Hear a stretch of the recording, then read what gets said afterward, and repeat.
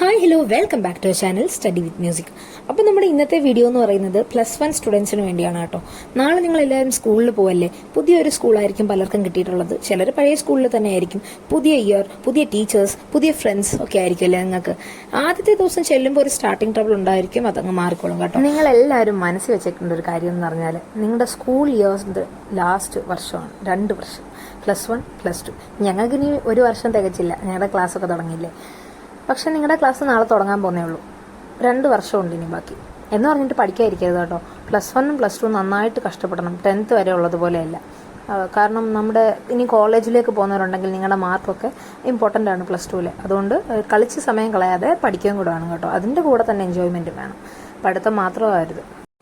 ഇനി ഒരുപാട് youth festivals വരുന്നുണ്ട്. അതുപോലെ അങ്ങനെ ഒരുപാട് സെലിബ്രേഷൻസ് ഒക്കെ വരും. ഓണം, ക്രിസ്മസ്. നിങ്ങൾക്ക് പുതിയൊരു അറ്റ്മോസ്ഫിയർ ആയിരിക്കും, പുതിയ കൂട്ടുകാരായിരിക്കും. അപ്പോൾ അങ്ങനെയൊക്കെ നിങ്ങൾ എൻജോയ് ചെയ്യാവുന്നതിൻ്റെ പരമാവധി എൻജോയ് ചെയ്യണം. പക്ഷേ പഠിക്കുന്ന സമയം കോൺസെൻട്രേറ്റഡ് ആയിട്ട് ഡിസ്ട്രാക്ഷനൊന്നും ഇല്ലാതെ കറക്റ്റായിട്ട് ഇരുന്ന് പഠിക്കണം കേട്ടോ. അങ്ങനെയാണെങ്കിൽ നിങ്ങൾക്ക് നല്ലതായിട്ട് നല്ല എൻജോയ്മെൻറ്റോടുകൂടി അതുപോലെ നല്ല മെമ്മറീസ് ഉണ്ടാക്കിയിട്ട് ഈ +1 ആൻഡ് +2 നമുക്ക് ഫിനിഷ് ചെയ്യാം. അപ്പോൾ മെയിനായിട്ട് എനിക്ക് പറയാനുള്ളത് സ്റ്റഡി ടൈം ടേബിൾ ഞാൻ കഴിഞ്ഞ ദിവസം വീഡിയോ ചെയ്തിട്ടുണ്ട്. നിങ്ങൾ കാണാത്തവരൊക്കെ ഒന്ന് കണ്ടു നോക്കുക. ആ ടൈം ടേബിൾ നിങ്ങൾക്ക് ഫോളോ ചെയ്യാൻ പറ്റിയില്ലെങ്കിൽ നിങ്ങളുടേതായിട്ടുള്ള ഒരു ടൈം ടേബിൾ ഉണ്ടാക്കി നാളെ തൊട്ടെങ്കിലും സ്റ്റാർട്ട് ചെയ്യുക കേട്ടോ. നേരത്തെ സ്റ്റാർട്ട് ചെയ്തവരാണെങ്കിൽ ഗുഡ്, നിങ്ങൾ നല്ലതായിട്ട് ഇനിയും മുന്നോട്ട് പോവുക. പക്ഷേ ഇതുവരെ സ്റ്റാർട്ട് ചെയ്യാത്തവരാണെങ്കിൽ നിങ്ങൾ കുറച്ച് ലേറ്റായി പോയി, എന്നാലും നിങ്ങൾക്ക് ഇനി അവസരമുണ്ട്. നാളെ തൊട്ടെങ്കിൽ നാളെ തൊട്ട് തുടങ്ങാം കേട്ടോ. കാരണം ഇനി അങ്ങോട്ടൊരു ഹൈലി കോമ്പറ്റീറ്റീവ് വേൾഡാണ്. ഇനി അങ്ങോട്ടൊന്നല്ല, ഇപ്പോൾ തൊട്ടേ തുടങ്ങി കഴിഞ്ഞു. അപ്പോൾ +1 +2 എന്ന് പറയുമ്പോഴേ ആദ്യമായിട്ട് പുതിയ ക്ലാസ്, പുതിയ അറ്റ്മോസ്ഫിയർ, ഞാൻ പറഞ്ഞ പോലെ തന്നെ. അപ്പോൾ പുതിയൊരു ഇംപ്രഷൻ ഉണ്ടാക്കിയെടുക്കണം. First impression is the best impression അല്ലേ. ആദ്യമായിട്ട് ഇടുന്ന ക്ലാസ് ടെസ്റ്റിലൊക്കെ ഹയസ്റ്റ് മാർക്ക് കാണിച്ചു കൊടുക്കണം. പക്ഷേ നിങ്ങൾ വലിയ ബുജ്ജിയാന്നുള്ള ഭാവമൊന്നും വെക്കരുത് കേട്ടോ. ആരും അടുത്തോട്ട് പോലും വരത്തില്ല. ഞങ്ങൾക്ക് ആദ്യത്തെ ദിവസം വലിയ ക്ലാസ് ഒന്നും ഇല്ലായിരുന്നു, ഉച്ചവരെ ഉള്ളായിരുന്നു. അത്ര നേരം പ്രസംഗം അങ്ങനെയൊക്കെ ആയിരുന്നു. എന്നിട്ട് പിന്നെ ഞങ്ങളെ ജസ്റ്റ് ഞങ്ങളുടെ ക്ലാസ്സിലൊന്ന് കൊണ്ടിരുത്തി അങ്ങോട്ടും ഇങ്ങോട്ടും കുറച്ച് നേരം സംസാരിച്ച് എന്നിട്ട് പറഞ്ഞു വിടുമായിരുന്നു. അപ്പോൾ നിങ്ങൾക്കും അങ്ങനെയൊക്കെ തന്നെ ആയിരിക്കും. അടുത്ത ദിവസം തൊട്ടേ സീരിയസ് ആയിട്ട് ക്ലാസ്സുകൾ തുടങ്ങാൻ സാധ്യതയുള്ളൂ. പിന്നെ ഫസ്റ്റ് ഡേ തൊട്ട് തുടങ്ങുവാണെങ്കിൽ ഫസ്റ്റ് ഡേ തൊട്ടുള്ളതേ പഠിച്ചങ്ങ് പോവുക. അപ്പോൾ ആദ്യത്തെ ദിവസം എൻ്റെ കാര്യം പറയുകയാണെങ്കിൽ ഞാനങ്ങനെ എല്ലായിടത്തും മിണ്ടുന്ന ഒരു ടൈപ്പ് അല്ലായിരുന്നു. ഞാനങ്ങനെ പെട്ടെന്ന് കയറി മിണ്ടത്തില്ല. ഞാൻ അടുക്കാതെ അങ്ങനെ മിണ്ടുന്ന ആളല്ല. അതുകൊണ്ട് ഞാനാണെങ്കിൽ കുറച്ച് നാൾ ഇങ്ങനെ മിണ്ടാതിരിക്കുന്ന സൈസായിരുന്നു. ഇപ്പോൾ പക്ഷേ നല്ല സോഷ്യലായിട്ടുണ്ട്. ക്ലാസ്സിൽ ഇപ്പോൾ ഒരുപാട് പിള്ളേരുടെ അടുത്ത് മിണ്ടാൻ തുടങ്ങിയിട്ടുണ്ട്. അപ്പോൾ ഫസ്റ്റൊക്കെ എൻ്റെ ഇത്രയും വർഷം ഞാൻ ഇതുവരെ അങ്ങനെ ആരുമായിട്ടും വലിയ കമ്പനിക്ക് പോയിട്ടില്ല. എനിക്ക് വളരെ കുറച്ച്, ഞാൻ പറഞ്ഞ ഒരു 3-4 ഫ്രണ്ട്സ് മാക്സിമം അത്രയും വരെയുള്ളൂ. അപ്പോൾ എൻ്റെ ഫ്രണ്ട്സ് എല്ലാം വേറെ ക്ലാസ്സിലായി. ഇപ്പോൾ ഞങ്ങൾക്ക് സ്കൂളിൽ 2 സെക്ഷനുണ്ട്, സയൻസ് എന്ന് പറഞ്ഞിട്ട്. അപ്പം അവരെല്ലാം മറ്റേ ക്ലാസ്സിൽ, ഞാൻ മാത്രമേ ഇപ്പോഴത്തെ ക്ലാസ്സിൽ. എനിക്ക് അറിയാവുന്ന കുറേ പിള്ളേരുണ്ട്, പക്ഷേ ഞാൻ അങ്ങനെ ആരോടും മിണ്ടത്തില്ലായിരുന്നു. ഇപ്പോൾ പക്ഷേ എല്ലാവരുമായിട്ടും കമ്പനിയായി വരുന്നുണ്ട്. അത് സ്റ്റാർട്ടിങ് ട്രബിളാണ് ശരിക്കും. നമ്മൾ ഇതുവരെ കണ്ടിട്ടില്ലാത്ത അല്ലെങ്കിൽ നമുക്ക് ഒരുപാട് അറിയാത്ത ഒരുപാട് പേരായതുകൊണ്ടാണ്. അത് പിന്നീട് ശരിയായിക്കോളും. അതിനെപ്പറ്റി ഒന്നും ഓർത്ത് നിങ്ങൾ ടെൻഷൻ അടിക്കേണ്ട. എനിക്കിപ്പോൾ +1 കിട്ടിയേക്കുന്ന എൻ്റെ ക്ലാസ്മേറ്റ്സ് അല്ലെ ഫ്രണ്ട്സ് എന്ന് പറയുന്നത് നല്ല പിള്ളേരായിരുന്നു. ഒരുപാട് എനിക്ക് ഇഷ്ടപ്പെട്ടു. നല്ല ക്ലാസ്സാണ്, അതുപോലെ നല്ല പിള്ളേർ, അങ്ങനെ പ്രശ്നക്കാരായിട്ടുള്ള ആരുമില്ല. അപ്പോൾ നിങ്ങൾ ഫ്രണ്ട്സിനെ ചൂസ് ചെയ്യുമ്പോൾ നല്ലവരെ നോക്കി സെലക്ട് ചെയ്യുക കേട്ടോ. കണ്ടിട്ടില്ലാത്ത അല്ലെങ്കിൽ നമുക്ക് ഒരുപാട് അറിയാത്ത ഒരുപാട് പേരായതുകൊണ്ടാണ്. അത് പിന്നീട് ശരിയായിക്കോളും. അതിനെപ്പറ്റി ഒന്നും ഓർത്ത് നിങ്ങൾ ടെൻഷൻ അടിക്കേണ്ട. പിന്നീട് ഞാൻ സ്റ്റേഷനറി എന്തൊക്കെയാണ് വാങ്ങിച്ചതെന്ന് വെച്ച് കഴിഞ്ഞാൽ, ഞാൻ പെന്ന് വാങ്ങിച്ചിട്ടുണ്ട്. പെന്ന് ബ്ലൂ, ബ്ലാക്ക്, റെഡ് വാങ്ങിച്ചിട്ടുണ്ട്. കാരണം ഞാൻ വീട്ടിൽ തന്നെ ഷോർട്ട് നോട്ട് ഉണ്ടാക്കുമ്പോൾ എനിക്ക് അണ്ടർലൈനൊക്കെ ചെയ്യാനൊക്കെ റെഡ്, ബ്ലാക്കും ഒക്കെ ഉപയോഗിക്കാറുണ്ട്. അല്ലാതെ ഞാൻ എഴുതുന്നത് മിക്കവാറും സ്കൂളിലൊക്കെ എഴുതുന്നതൊക്കെ ബ്ലൂ പെൻ വെച്ചാണ്. ബ്ലാക്കൊക്കെ ഇതുപോലെ ചിലപ്പോൾ ക്വസ്റ്റ്യൻസ് എഴുതാൻ, അതുപോലെ അണ്ടർലൈൻ ചെയ്യാൻ, അങ്ങനെയൊക്കെ ഇമ്പോർട്ടൻറ്റ് മാർക്ക് ചെയ്യാൻ, അങ്ങനെയൊക്കെ ബ്ലാക്ക് റെഡും എടുക്കാറുള്ളൂ. ഞാൻ അല്ലാത്ത ബ്ലൂ ആണ് യൂസ് ചെയ്യുന്നത്. അപ്പോൾ ഇതാണ് കാൽക്കുലേറ്റർ. ഞങ്ങളുടെ അടുത്ത് FX82 MSE മോഡൽ വാങ്ങിക്കാനാണ് പറഞ്ഞത്. അപ്പോൾ ഞങ്ങളുടെ അടുത്ത് പറഞ്ഞു വേറെ ഏത് മോഡൽ ഒക്കെ കൊണ്ടുവന്നു കഴിഞ്ഞാൽ എക്സാം ഹോളിൽ കയറ്റാൻ സമ്മതിക്കത്തില്ല എന്നൊക്കെ പറഞ്ഞു. അങ്ങനെ എന്തോ ആണ്, എനിക്ക് ഓർമ്മയില്ല അത് കറക്റ്റായിട്ട്. അപ്പോൾ നിങ്ങളുടെ ടീച്ചറിൻ്റെ അടുത്ത് ചോദിച്ചിട്ട് ഏത് മോഡൽ വേണമെന്ന് കറക്റ്റായിട്ട് ചോദിച്ച് മനസ്സിലാക്കിയിട്ട് വേണേ മേടിക്കാൻ. സത്യത്തിൽ ഇതെനിക്ക് അറിയത്തില്ലായിരുന്നു +1 ഈ കാൽക്കുലേറ്റർ, സയൻറ്റിഫിക് കാൽക്കുലേറ്ററിൻ്റെ ആവശ്യമുണ്ടെന്ന്. ഞാനിത് ആദ്യമായിട്ട് ഈ വർഷമാണ് കാണുന്നത്.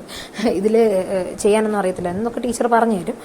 അത് മാത്സ് ആയാലും ഫിസിക്സ് ആയാലും കെമിസ്ട്രി ഒക്കെ ആയാലും പ്രോബ്ലം ഒക്കെ ചെയ്യാൻ ഇതിൻ്റെ ആവശ്യമുണ്ട് കേട്ടോ. നമുക്ക് എക്സാം ഹോളിൽ ഇത് കൊണ്ടുപോകാം. എക്സാം ഹോളിലും ഇതൊക്കെ വെച്ച് തന്നെയാണ് ചെയ്യുന്നത്.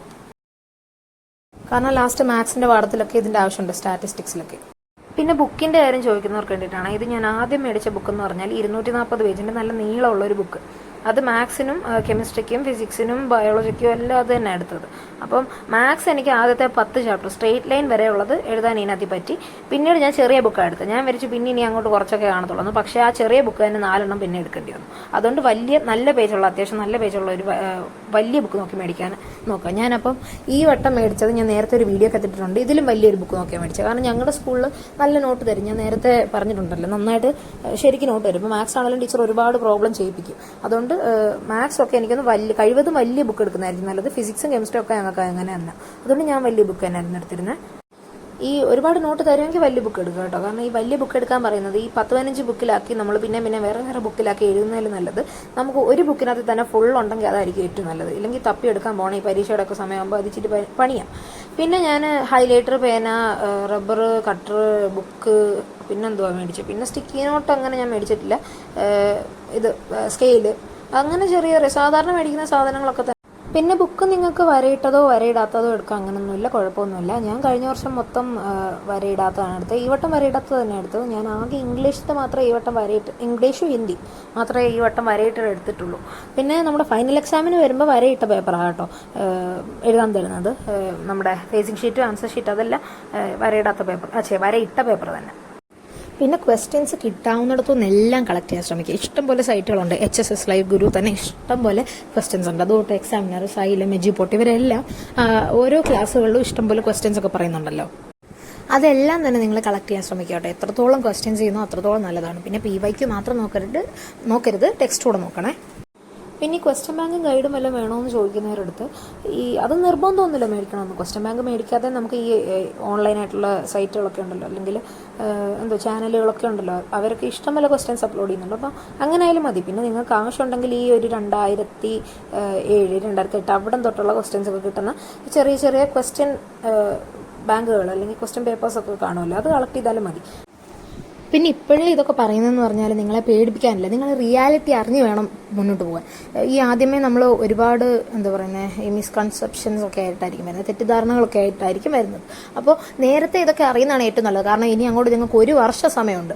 ആ സമയത്തിനുള്ളിൽ നിങ്ങൾക്ക് എത്ര വേണമെങ്കിൽ ഇതുപോലെ ക്വസ്റ്റ്യൻസ് ചെയ്യാം, ടെക്സ്റ്റ് വായിക്കാനൊക്കെ ഇഷ്ടംപോലെ സമയമുണ്ട്. അപ്പോൾ അത് എഫക്റ്റീവായിട്ട് യൂട്ടിലൈസ് ചെയ്യാനൂടെ ശ്രമിക്കണം കേട്ടോ. പിന്നെ ഞാൻ പറയുവാണെങ്കിൽ ലാസ്റ്റിലത്തേക്ക് മാറ്റി വെക്കാൻ ഒരിക്കലും നടക്കുന്ന കാര്യമല്ല. ഈ 10ാം ക്ലാസ്സിലെ കൂട്ട് പലരും തലേന്നൊക്കെ ആയിരിക്കും പഠിക്കുന്നത്. എനിക്ക് ഉൾപ്പെടെ ഞാൻ SS ഒക്കെ തലേന്ന് തന്നെ ആയിരുന്നു പഠിച്ചത്. പക്ഷേ +1, +2 അങ്ങനെ പഠിച്ചിട്ട് ഒരു കാര്യവുമില്ല. തലേന്ന് എല്ലാം കൂടെ പഠിച്ചു കഴിഞ്ഞാൽ ഈ ഫിസിക്സ്, കെമിസ്ട്രി എന്നൊക്കെ പറയുമ്പോൾ നിങ്ങൾ ഇതുവരെ പഠിച്ച ഒരു രീതിയല്ല, കുറച്ചുകൂടെ വലുതാണ്. അതും നമ്മൾ ഇതുവരെ പഠിച്ച കൺസെപ്റ്റുകളൊന്നും അല്ല, പുതിയതാണ് ഓൾമോസ്റ്റ്. എന്നാലും ചെറിയതൊക്കെ പഴയത് കാണുന്നേ ഉള്ളൂ.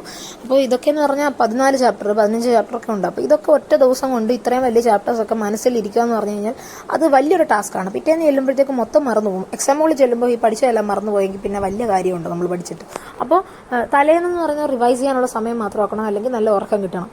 അപ്പോൾ ഇങ്ങനെ ചെയ്യുന്നതാണ് ഏറ്റവും നല്ലത്. അതുകൊണ്ട് നേരത്തെ പഠിച്ചു തുടങ്ങിക്കും, നേരത്തെ ഇതെല്ലാം ചെയ്തു വെക്കും. പിന്നെ കഴിഞ്ഞ വട്ടം എനിക്ക് പറ്റിയൊരു അബദ്ധം എന്ന് പറഞ്ഞാൽ, നമ്മൾ സാധാരണ ഒരു ചാപ്റ്റർ പഠിച്ചു കഴിഞ്ഞാൽ പിന്നെ എക്സാമിൻ്റെ സമയം അത് തുറക്കത്തില്ലല്ലോ. അപ്പോൾ ഞാൻ ക്രിസ്മസ് എക്സാമിൻ്റെ സമയമായപ്പോഴാണ് പിന്നെ അതെല്ലാം തുറന്നു നോക്കുന്നത്. അപ്പോൾ എനിക്ക് കട്ടപ്പോകുക, സത്യം പറഞ്ഞാൽ ഒന്നും ഓർമ്മയില്ലാത്ത രീതിയിൽ ആദ്യം തൊട്ട് പിന്നെയും പഠിക്കേണ്ടി വന്നു. അതുകൊണ്ട് ഈ വർഷം എനിക്ക് പാളരുതെന്ന് പറഞ്ഞിട്ട് ഞാൻ നേരത്തെ തൊട്ടേ റിവിഷൻ തുടങ്ങി. അപ്പോൾ നിങ്ങളും ഒരു ചാപ്റ്റർ പഠിച്ചു കഴിഞ്ഞാൽ അത് മാറ്റി അങ്ങ് വെക്കുമല്ല, ഒരു 2 ആഴ്ചയ്ക്കുള്ളിൽ തന്നെ അതൊന്നുകൂടെ റിവൈസ് ചെയ്യുക. പിന്നെ അടുത്ത ആഴ്ച ഒന്നുകൂടെ റിവൈസ് ചെയ്യുക. അത് ആദ്യം തൊട്ട് ഒന്നുകൂടെ പിന്നെ വായിക്കുമ്പോൾ അത് മറക്കാത്ത രീതി മനസ്സിൽ കിടക്കും. അങ്ങനെ വായിച്ചില്ലെങ്കിൽ ശരിയാത്തില്ല കേട്ടോ. ലാസ്റ്റ് ആകുമ്പോൾ ഈ ആദ്യം പഠിച്ച ഒന്നും ഓർമ്മ കാണത്തില്ല.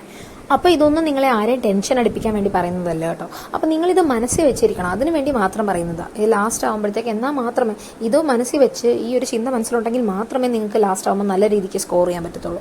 ആദ്യം തൊട്ടേ അത് പ്രൊഡക്റ്റീവായിട്ട് കറക്റ്റായിട്ട് റൂട്ടീൻ തെറ്റാതെ പഠിച്ചു പോകണം കേട്ടോ.